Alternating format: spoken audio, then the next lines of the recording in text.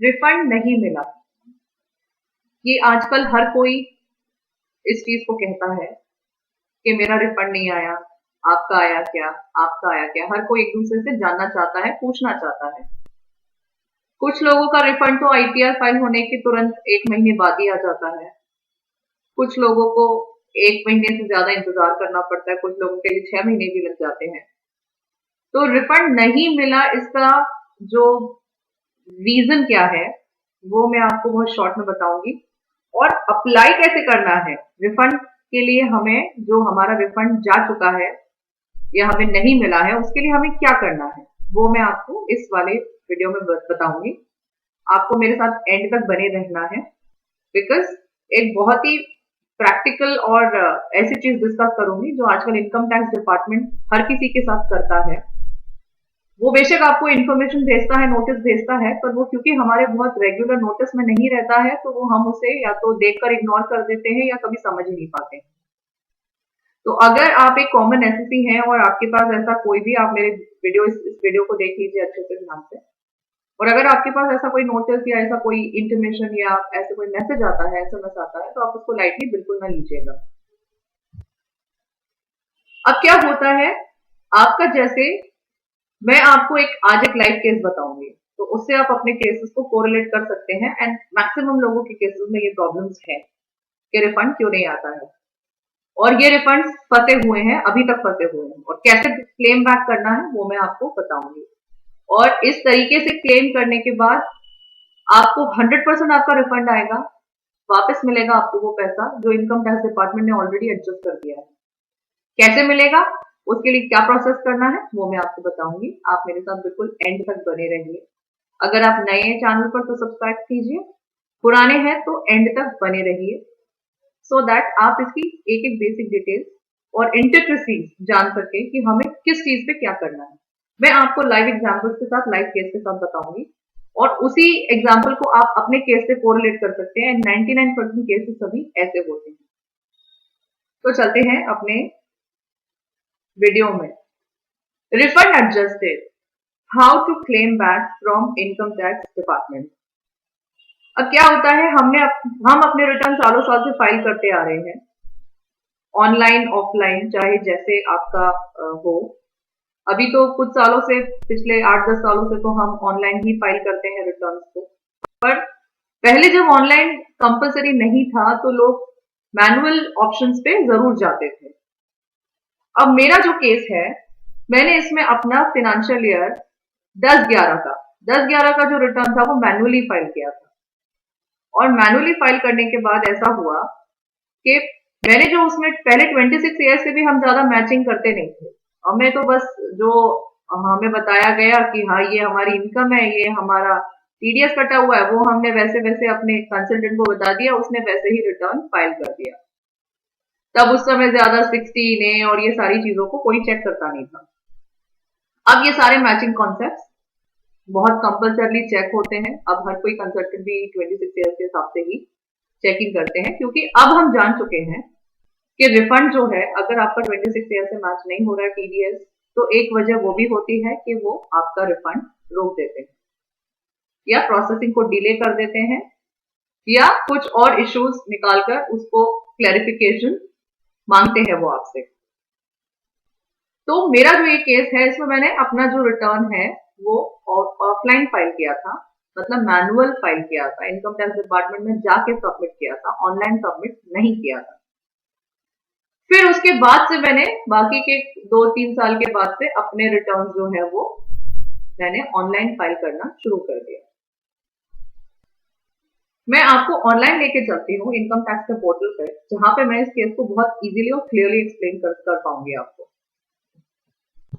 तो मैंने लॉगिन कर लिया है अपने अकाउंट पर।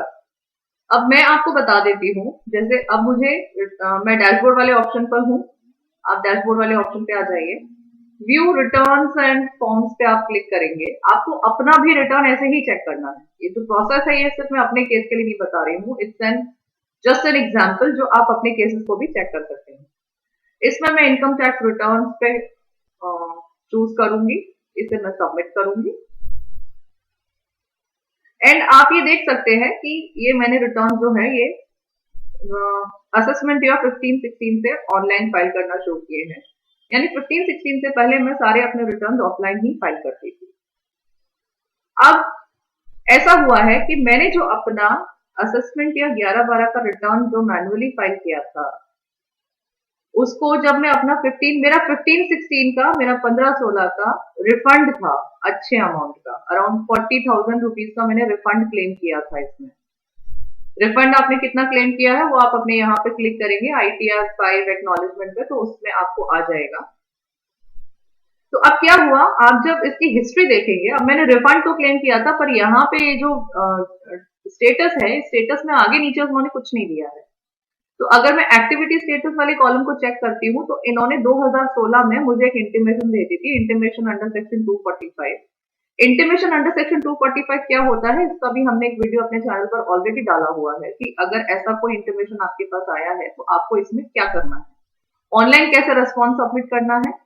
अभी तो ये 2016 का है, तो इसका टाइम लिमिट एक्सपायर हो गया है, तो मैं अब इसमें कुछ कर नहीं सकती। पर अगर मैंने उस समय इस चीज को कर लिया होता तो ये मेरा रिफंड एडजस्ट नहीं होता, मैं इसको उसी समय रोक सकती थी। इसीलिए मैंने आपको वीडियो के स्टार्टिंग में ही कहा कि जब भी आपके पास ऐसा कोई मैसेज आता है, इंफॉर्मेशन अंडर सेक्शन 245 या योर रिफंड में कोई क्लेरिफिकेशन वो सॉर्ट कर रहे हैं, ऐसा कोई मैसेज आया है, तो आप उसे लाइटली ना लीजिए, इसे तुरंत अपने कंसल्टेंट को फॉरवर्ड कीजिए, या तो फिर आप उसको खुद भी चेक कर सकते हैं लॉग इन करके। कैसे करना है वही वाला स्टेप मैं आपको बता रही हूँ। तो intimation under section 245 is issued proposing adjustment of refund towards outstanding demand. तो आप देख सकते हैं 2016 की है, 2016 की, तो इसका टाइम जा चुका है। तो इन्होंने मेरा सारा का सारा रिफंड जो था, जो असेसमेंट ईयर 11-12 का था, वो पूरा का पूरा इससे एडजस्ट कर दिया। अब उन्होंने जो मेरा ये अमाउंट जो एडजस्ट किया है, वो अमाउंट इतना सारा एडजस्ट कर लिया क्योंकि उन्होंने मेरी 11-12 असेसमेंट ईयर के साथ सारी की सारी इंटरेस्ट और पता नहीं कौन कौन सी ब्याज वगैरह जोड़कर उसको बहुत बड़ा कर दिया। तो जब मेरा असेसमेंट ईयर का मेरा 40,000 रुपीज का जो इसमें रिफंड था, वो पूरा का पूरा तो इन्होंने वाइप ऑफ कर दिया। उसके साथ साथ क्या हुआ है, 16-17 में भी जो कुछ रिफंड था, देखिए ऐसे दिखता है जब आपका कुछ आगे का प्रोसेसिंग होता है। तो यहाँ पे आप देखेंगे इन्होंने 2017 में refund is determined after partial adjustment against the outstanding tax demand. अब उन्होंने मेरा 15-16 का तो रिफंड पूरा खत्म कर ही दिया, 16-17 में भी उन्होंने मेरा कुछ जो कैलकुलेशन निकाली होगी असेसमेंट ईयर 11-12 की जो डिमांड निकाली थी, उसमें से 15-16 का रिफंड एडजस्ट कर दिया, और जो और थोड़ी बहुत डिमांड अच्छी होगी उसमें 16-17 का डिमांड एडजस्ट कर दिया, रिफंड एडजस्ट कर दिया। अब जो 16-17 में पूरा उन्होंने जब अपना डिमांड पूरा निकाल लिया, उसके बाद जो रिफंड बचा था वो मुझे वापस दे दिया।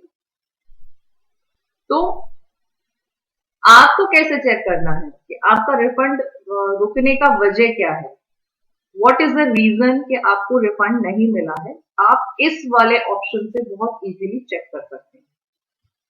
फिर उसके बाद आपको अपने अब क्योंकि मेरा यहां से रिफंड आ गया, इसका मतलब कोई डिमांड थी नहीं, और उसके बाद मुझे कोई उसका आया नहीं है। 17-18 में भी ये सबमिट हो चुका है रेस्पॉन्स, तो इसमें भी कुछ पेंडिंग नहीं है। वर्कलिस्ट में जाके मैंने अपने पुराने वीडियोस में बताया हुआ है, वर्कलिस्ट में जाके आप चेक कर लीजिए कि आपके पास कुछ पेंडिंग है क्या। जैसे मेरा ये ITR पेंडिंग फॉर वेरिफिकेशन है, तो सिर्फ यहाँ से वेरीफाई हो जाएगा, बाकी और कोई डिमांड या कुछ और है नहीं मेरे पास। तो अब जो मैंने आपको ये केस बताया है, अब इसमें इन्होंने मेरा रिफंड पूरा एडजस्ट कर लिया। 15-16 का तो पूरा वाइप ऑफ हो गया, 16-17 का भी उन्होंने पार्शियल मुझे रिफंड दिया है, पार्शियल एडजस्टमेंट कर दिया है। तो अब मुझे ये जो मेरा रिफंड है ना, ये मैं इनसे वापस कैसे लूं? वापस लेने के लिए मुझे सबसे पहले तो ये बताना पड़ेगा कि जो 11-12 का आपने जो डिमांड रेज किया था वो गलत है। तो पहले हम उसके रीजंस एनालिसिस करेंगे। तो आपको 11-12 का अपना रिटर्न ले लेना है, और रिटर्न में आपको जो आपने डिटेल्स भरी है वो आपको एक बार चेक करनी है।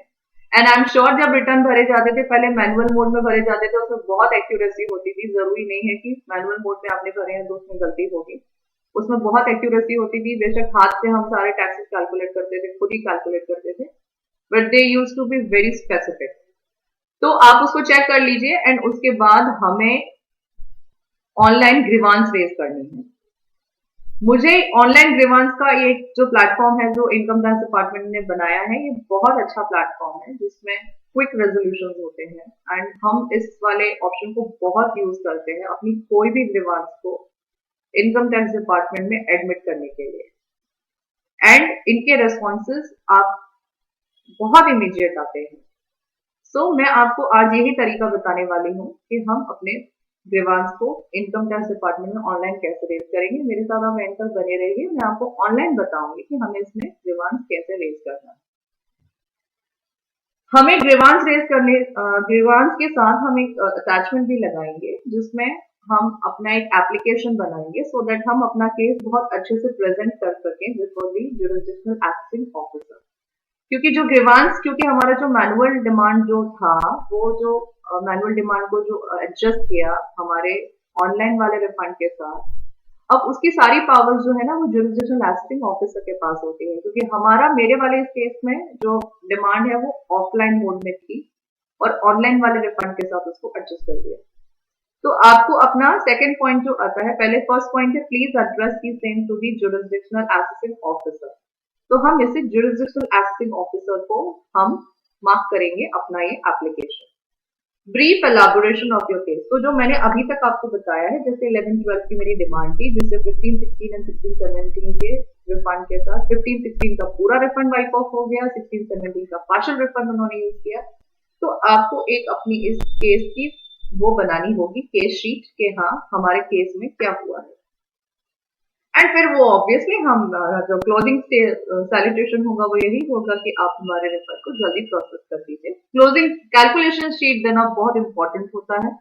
मैं हमेशा एम्फसाइज करती हूँ कि आप अपनी कैलकुलेशन शीट्स जरूर दीजिए इनकम टैक्स डिपार्टमेंट को, सो दैट उनके लिए भी वो चीज को परस्यू करना, देखना, एक ही बार एक कैलकुलेशन शीट में आप सारी चीजें फिगर कर देते हो, फिगर्स डाल देते हो, समराइज कर देते हो, बहुत इजी होता है अंडरस्टैंड करना एंड अपने केस को प्रेजेंट करना।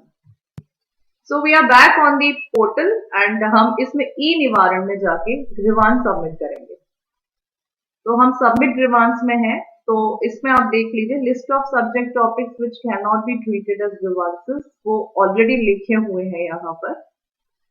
शायद पहले ऐसा नहीं आता था, एक पॉइंट और ऐड कर दिया है, पहले कुछ ही पॉइंट्स आते थे, अब इन्होंने शायद ये लास्ट में एक पॉइंट और ऐड किया है। सो आरटीआई मैटर्स इसमें नहीं आएंगे, कोर्ट के रिलेटेड मैटर्स, सब्जुडाइज मैटर्स नहीं आएंगे। हमारा क्लियर केस है जिसमें सिर्फ एडजस्टमेंट की जरूरत है, इसीलिए हम ग्रीवांस ले रहे हैं। रिलीजियस मैटर्स भी ऑफ कोर्स इसमें नहीं डालने हैं आपको। Grievance against foreign government not allowed here, suggestions भी बिल्कुल अलाउड नहीं है यहाँ पर। And grievance of government employees concerning their service matters including disciplinary proceedings etcetera, ये सब भी आपको यहाँ पे डालना अलाउड नहीं है। So I am agreeing to this. उसके बाद आप ये देख लीजिए सबमिट ग्रीवांस ई निवारण फॉर्म है ये, इसे हम फटाफट फिलअप करेंगे। बहुत सिंपल फॉर्म है, इंस्ट्रक्शंस एंड ग्रीवांस दिया हुआ है। जनरल इंस्ट्रक्शंस में बिल्कुल कॉमन इंस्ट्रक्शंस है, जो भी आपकी एस्पेक्ट्स वाली फील्ड होंगी वो मार्क है mandatory. Email ID, mobile number, address आपको डालना है। प्रोफाइल सेटिंग्स में माय प्रोफाइल में जाके अगर आपको चेंज करना है तो, अपडेट करना है तो, सिर्फ पीडीएफ एंड जिप फाइल भी आपको अलाउड है इसमें अपलोड करने के लिए। अटैचमेंट कोई भी 5 MB के साइज से बड़ा नहीं होगा। असेसमेंट ईयर आपको सेलेक्ट करना है पैन के केस में एंड और financial year in case of tan. अगर टैन नंबर की कंप्लेन है, नहीं, हम जो ये केस कर रहे हैं वो फिनेंशियल ईयर के लिए नहीं है, वो असेसमेंट ईयर सेलेक्ट करेंगे क्योंकि ये पैन का केस है। Personal details shall be auto populated, please ensure the correctness in profile setting. Personal details इसमें ऑटोमेटिकली भरी हुई आएंगी, अगर हमें उसमें कुछ भी चेंज करना है, जैसे मैंने आपको ये बता दिया, ये देखिए पर्सनल डिटेल्स इसमें ऑलरेडी भरी हुई आ रही है। इसमें कोई भी चेंज करना है तो हमें प्रोफाइल्स का सेक्शन यूज करना होगा। ये जो ग्रे फील्ड्स हैं इसको हम बिल्कुल भी टच नहीं कर सकते। So now we are coming, ये जो फर्स्ट वाला पॉइंट है वो पर्सनल डिटेल्स का पॉइंट है, ये पर्सनल डिटेल्स ऑटो फिल्ड आती है। Next we are coming to the grievance details, जो कि हमारे लिए बहुत इंपॉर्टेंट है, हम इसी वाले सेक्शन पे फोकस करेंगे। सो रेजोल्यूशन सॉट फ्रॉम होम, हम मेरे केस में जुरिसडिक्शनल एसेसिंग ऑफिसर है, क्योंकि मेरा पुराना जो रिफंड था वो मैनुअल मोड में था। अच्छा, ये जुरिसडिक्शन आपका केस किस में फॉल होता है ये कैसे पता चलेगा? तो आप अगर ऑनलाइन ऑनलाइन अगर आप देखेंगे, ये मैं आपको एंड में बताऊंगी, नहीं तो मुझे पीछे जाना पड़ेगा। तो मैं आपको जब इस फॉर्म को भरने के बाद मैं आपको बता दूंगी कि आपको एसेसिंग ऑफिसर कैसे चेक करना है। एसेसिंग ऑफिसर चेक करने के लिए हमें वहीं पे पता चल जाता है ऑप्शन कि ये आपको जो इन्फॉर्मेशन है ये कहाँ से आपको रेजोल्यूशन किससे लेना है। इसमें अक्सर कंफ्यूजन रहता है कि हमें ये रेजोल्यूशन एसेसिंग ऑफिसर से लेना है या सीपीसीआईटीआर से लेना है या सीबीसीटीडीएस से लेना है या ई फाइलिंग वेबसाइट से लेना है या एसबीआई रिफंड बैंक से लेना है। तो ये सारी आप इन इन सारे इतने वेरियस चॉइसेस में से कौन सी आपकी सही चॉइस है, उसके लिए कैसे आपको सिलेक्शन करना है वो मैं आपको एंड में बता दूंगी। ग्रीवांस कैटेगरी में है मेरा refund not receive, processing not completed नहीं है, रिफंड नॉट रिसीव्ड है मेरा जो कंप्लेन है, तो मैं इसी को सेलेक्ट करूंगी। And rectification pending with assessing officer, incorrect outstanding demand to be corrected by AO, appeal effect order not receive, मैं incorrect outstanding demand to be corrected by AO करूंगी। इसको करने से क्या होगा, मेरी जो 11-12 की जो उन्होंने डिमांड रेज करी थी वो एक्चुअली इनकरेक्ट थी, वो सही होते ही ये सारे रिफंड्स जो हैं वो सही हो जाएंगे। अगर appeal effect order, miscellaneous application pending, others pending with RCC, transfer to AO TDS, ये सारी की सारी आप इसमें से अपने चॉइस को एक्सरसाइज कर सकते हैं। मेरे केस में मैं incorrect outstanding demand to be corrected by AO करूंगी। ग्रीवांस की सब कैटेगरी भी मैं यही सेलेक्ट करूंगी, ऑटोमेटिकली आ जाती है। अब क्योंकि मैंने जुडिशल असेसिंग ऑफिसर सेलेक्ट किया है तो ये ऑटोमेटिकली वॉर्ड 611 आ गया है मेरे पास। असेसमेंट ईयर मैं इसमें सेलेक्ट करूंगी, असेसमेंट ईयर है मेरा 10 and 11 and 12, AY 11 12। ओके, तो अब मेरे पास कॉपी ऑफ फॉर्म 16A भी है, चालान कॉपी भी है, other documents, copy of form 16 लगा सकते हैं हम इसमें। ग्रीवांस की कैटेगरी में ई निवारण फॉर्म की लगाने की जरूरत नहीं है, चालान की कॉपी इसमें मेरे केस में जरूरत नहीं है। ऑर्डर कॉपी, इसको इसमें आगे चलने से पहले मैं आपको एप्लीकेशन पे लेके चलती हूँ। तो मैंने अपनी प्रीवियस स्लाइड पे आपको बताया था जो कंटेंट ऑफ एप्लीकेशन है, मैं आपको एप्लीकेशन कैसे बनाना है ये भी बता देती हूँ। बहुत सिंपल है, बहुत इजी प्रोसेस है ये। आप एक बार बस बेसिक्स देख लीजिए तो आप खुद भी अपने घर पे बैठ के ही इसको आराम से बना सकते हैं, क्योंकि फैक्ट्स ऑफ द केस आपको बहुत ज्यादा पता होंगे। अब आपने चेक तो मैंने आपको करवा ही दिया है कि कहाँ से आपको चेक करना है कि आपकी डिमांड या आपके रिफंड के साथ क्या हुआ है, डिमांड को कैसे सब्सिक्वेंटली एडजस्ट किया है, कौन से रिफंड के साथ एडजस्ट किया है, ये कैसे आपको रिकंसाइल करना है, ये मैंने अभी आपको बता दिया था आईटीआर वाले आईटी डैशबोर्ड से आपके आईटीआर को चेक करके। तो अभी मैं आपको फटाफट एप्लीकेशन की तरफ लेके चलती हूँ। सो दिस इज माय एप्लीकेशन, इसमें मैंने डेट रखी हुई है and I have this income tax officer का एड्रेस। उसके बाद मैंने इसमें सब्जेक्ट लिखा हुआ है wrong creation of demand for assessment year 11 12 and adjustment of refund amount of subsequent assessment years 15 16 and 16 17 against the set demand. उसके बाद मैंने इसमें मेन जो है वो लिखा हुआ है, इसमें मैंने सारा का सारा ब्यौरा दिया हुआ है कि मेरे साथ क्या हुआ। मैंने इसमें कैलकुलेशन भी लगाया हुआ है जो मैंने आपको रेफर किया था, कैलकुलेशन शीट। एंड फिर उसके बाद मैंने इसमें ये भी लिखा हुआ है कि मैं सारे मेरे जो टैक्सेस हैं ये मैंने पे किए हुए हैं। एंड फिर मैंने इसमें ये भी लिखा हुआ है कि आपने कैसे 2 सालों के रिटर्न्स को रिफंड्स को एडजस्ट किया है मेरी रॉन्ग डिमांड के साथ। और फिर उसके बाद मैंने इसमें आप ये देखिए ये बहुत ही इलाबोरेट करके लिखा हुआ है। एंड मैंने इसमें एक पंच लाइन और दी है कि आप मुझे इसे विद इंटरेस्ट आप लौटाएंगे। आपने जो मेरा रिफंड रॉन्गली विदहोल्ड करके रखा हुआ है या रॉन्गली एडजस्ट किया हुआ है, आप मुझे इसे रिफंड के साथ प्रोवाइड कीजिए। एंड लास्ट में मैंने इसमें क्लोजिंग में अपने सिग्नेचर्स अटैच किए हैं। So this is a very simple letter, but of course ये बहुत इंपॉर्टेंट है, ये बनाना भी बहुत जरूरी है बिकॉज तभी आप अपने केस को जस्टिफाई कर पाएंगे।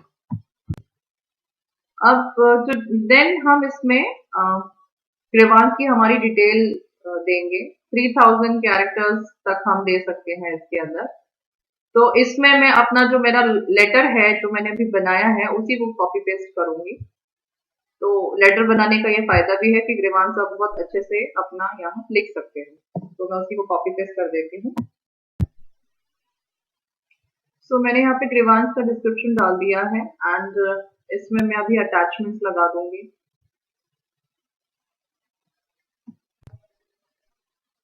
तो मेरे पास इसमें, क्योंकि मेरे पास ज्यादा डॉक्यूमेंट्स है, अदर डॉक्यूमेंट्स भी लगा रही हूँ मैं इसमें, कॉपी ऑफ फॉर्म 16A भी लगा रही हूँ। तो यहाँ पे मुझे उसे जिप करना होगा। इसमें देखो क्लियरली लिखा हुआ only PDF documents allowed, multiple document should be zip, total attachment size should not exceed 5 MB। बस आपको ये चेक करना है कि आपका साइज जो है वो 5 MB से एक्सीड नहीं होना चाहिए। सो अब ये प्रीव्यू एंड सबमिट कर लेती हूँ। कोई एरर होगी तो वो इस समय आपको हाईलाइट कर देगी, एंड अगर एरर नहीं होगी तो सबमिट बटन पे आपको सबमिट हो जाएगा। Attachment should be in zip और पीडीएफ फॉर्मेट, तो ये RAR फॉर्मेट में है इसीलिए शायद उसने अलाउ नहीं किया है।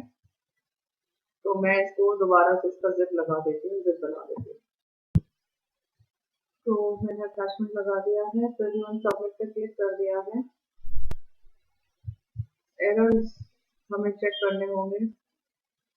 अटैचमेंट नेम प्रॉपर नहीं है इसीलिए अल्फा न्यूमरिक हमें इसमें नंबर नाम जो है अल्फा न्यूमरिक लेना है। तो अब हमें ये वाली भी एक एरर रिमूव करनी होगी। तो मैं फाइल को रीनेम करके उसकी एरर रिमूव कर देती हूँ।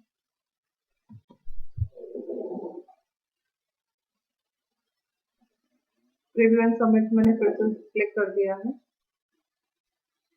एंड ये देखिए ये मेरा फॉर्म अब सबमिट हो गया है। इसमें सारी डिटेल्स आ गई हैं। अब मैं इसको सबमिट कर देती हूँ। सबमिट होते ही एक्नॉलेजमेंट नंबर आ गया है। तो आपको ई निवारण पे जाके ग्रीवांस का स्टेटस आप चेक कर सकते हैं। हम यहाँ इस वाले लिंक पे क्लिक करेंगे तो वो हमें पूरा का पूरा फॉर्म डाउनलोड करने की, या सेव आप चाहो तो सॉफ्ट कॉपी में भी सेव कर सकते हो। ये पूरा का पूरा फॉर्म आ गया है। तो अब आप इसे अपने फ्यूचर रेफरेंस के लिए रख सकते हैं। हाँ तो दोस्तों मैंने आपको वीडियो में बीच में बताया था कि आप अपना एस्टिंग ऑफिसर कैसे सेलेक्ट करेंगे। तो पहले मैं आपको उसी पेज पे लेके चलती हूँ। जैसे हम डैशबोर्ड पे गए, डैशबोर्ड पे जाके व्यू रिटर्न्स एंड फॉर्म्स पे जब हम क्लिक करेंगे तो यहाँ पे हम अपना ITR सेलेक्ट करते हैं। तो आप देखिए ये जो है ना, ये ITR प्रोसेस, ये जो ऑनलाइन प्रोसेसिंग जो हो रही है ना, ये CPC प्रोसेस कर रहा है। यहाँ पे अगर कहीं भी ऑप्शन आता है कि transfer to the jurisdictional AO, तो वो जुरिसडिक्शनल AO के पास जाता है। अगर ITR प्रोसेस जा रहा है तो ये जो ITR प्रोसेसिंग सेल है वो आपको सेलेक्ट करना है। जैसे हम सबमिट ग्रीवांस पे गए तो आपको, जब आप ग्रीवांस वाले ऑप्शन पे जाते हैं तो उसमें आपको ये जो ITR प्रोसेसिंग सेल है, आपको इसमें से अगर ITR का प्रॉब्लम है तो CPC ITR, centralise processing centre for income tax return, अगर ITR में कोई भी आपको इसी तरीके से ग्रीवांस फेस करनी है तो फिर आपको ये सेलेक्ट करना है। अब मेरे वाले केस में असेसमेंट ईयर 11-12 में कुछ भी नहीं था, कोई इंडिकेशन नहीं आ रहा था, इसीलिए मैंने जुरिसडिक्शनल असेसिंग ऑफिसर को सेलेक्ट किया। अगर आपका TDS से रिलेटेड कुछ प्रॉब्लम है, जो TDS CPC का इन्वॉल्वमेंट आता है, तो आपको उसमें centralise processing centre for TDS return select करना होगा। तो ऐसे ही आपके वेरियस ग्रीवांस की क्राइटेरिया आप पे डिपेंड करता है कि आप यहाँ से रेजोल्यूशन किससे सॉर्ट कर रहे हैं, आपकी ग्रीवांस कहाँ किससे है, किससे सॉर्ट कर रहे हैं, वो आपका सिलेक्शन आपकी ग्रीवांस के ऊपर ही बेस्ड होता है। So you have to be careful in selecting this, क्योंकि क्या होता है आप जब ग्रीवांस फेस करते हो एंड वो आप किसी रॉन्ग बंदे से आप रेजोल्यूशन मांग रहे हो, तो ग्रीवांस जो जिसके अगेंस्ट आपने रेज करी है वो उसे बस इतना कह के क्लोज कर देंगे कि this is not pertaining to us, and फिर आपको दोबारा से पूरा प्रोसेस करना होगा। 3 से 4 दिन में नॉर्मली रिप्लाई आ जाता है डिपार्टमेंट का कि अगर या तो वो प्रोसेसिंग को ले लेते हैं या कोई आपसे दूसरी इंफॉर्मेशन मांगते हैं। इंफॉर्मेशन सॉर्ट करेंगे तो आप उनको दे दीजिए, क्योंकि ये बहुत अच्छा प्लेटफॉर्म है, ऑनलाइन प्लेटफॉर्म है, जिसमें आप अपनी सारी ग्रीवांसेस रेज करके अपनी बात इनकम टैक्स डिपार्टमेंट तक बहुत इजीली आराम से पहुंचा सकते हैं। इसमें आपको कोई भी ना डिपार्टमेंट जाने की जरूरत है, ना वहां पे वेट करने की जरूरत है, ना आपको इंतजार करना है कि ऑफिसिंग ऑफिसर कब होंगे सीट पर, वो आपको कब मिलेंगे, आपका नंबर कब आएगा। वो सब का झंझट आप बिल्कुल खत्म कर दीजिए। आप सिर्फ ऑनलाइन ग्रीवांस रेज कीजिए, अपने केस को स्टडी कीजिए। सबसे पहला इंपॉर्टेंट पार्ट जो मैंने आपको बताया, just look into your case. जो मैंने आपको बताया, वीडियो को आप दोबारा देखिएगा, कोई दिक्कत नहीं है, शुरू से देखिए आप उसे। कि मैंने कैसे कैसे स्टेप्स बताए हैं कि आप अपनी प्रॉब्लम को कैसे फिक्स कर सकते हैं। उसके बाद आप अपना ये ग्रीवांस रेज कीजिए। This is an amazing platform and हमने यूज किया हुआ है। This is an experience platform, बहुत बार इसको हमने ट्राई किया है एंड इससे काम हो जाता है आसानी से। ये बहुत सिंपल चीज थी जो मैंने आज आपको बताई। इससे भी कॉम्प्लिकेटेड मैटर्स आप इजीली अपनी बात इनकम टैक्स डिपार्टमेंट तक पहुंचा सकते हैं एंड वो आपकी बात सुनते हैं। सबसे अच्छी बात इसकी यही होती है कि इन्हें रेजोल्यूशन देना होता है। जितनी भी ऑनलाइन कंप्लेंट्स रेज होती है, ग्रीवांसेस रेज होती है, वो उसकी कंप्लेंट का रेजोल्यूशन आपको देते हैं। अगर उनके पास वो रेलेवेंट कंप्लेंट नहीं है, किसी और से रेलेवेंट है, तो उसको या तो ट्रांसफर करेंगे या तो आपको बताएंगे कि ये केस आपको किन से आपको रेजोल्यूशन सॉर्ट करना है। तो इसमें आपको अपनी एप्लीकेशन पर भी ध्यान रखना है। एप्लीकेशन अगर आपको हमसे ड्राफ्ट करानी है, आप हमें कह सकते हैं। कुछ गाइडेंस चाहिए तो आप हमसे ले सकते हैं कमेंट्स के थ्रू। कमेंट्स के सेक्शन में आप हमें जरूर बताइए। अगर आप ऑलरेडी इस प्रोसेस से गुजर चुके हैं और कोई प्रॉब्लम आई है आपको, तो आप वो भी बताइए हमें। मेरी कोशिश रहेगी कि मैं आपको उसमें भी थोड़ा गाइडेंस दे सकूं। आई एम श्योर आपको ये वीडियो पसंद आया होगा। तो अगर अभी तक आपने सब्सक्राइब नहीं किया है तो आप इसे कर लीजिए। लाइक एंड शेयर तो वीडियो को आप जरूर कीजिए अपने कोलीग्स के साथ, फ्रेंड्स के साथ, या कोई आप जिनसे परिचित हो जो ऐसी प्रॉब्लम फेस कर रहे हैं, आप उनके साथ इसे शेयर कीजिए। हो सकता है आपका एक छोटा सा लाइक एंड शेयर जो है उनके लिए काफी इंपॉर्टेंट साबित हो जाए एंड उनको अपना रिफंड लेने में एक हेल्प या गाइडेंस मिल जाए। एंड तक बने रहने के लिए आपका बहुत बहुत धन्यवाद एंड आप सुरक्षित रहिए एंड सेफ रहिए। जय हिंद।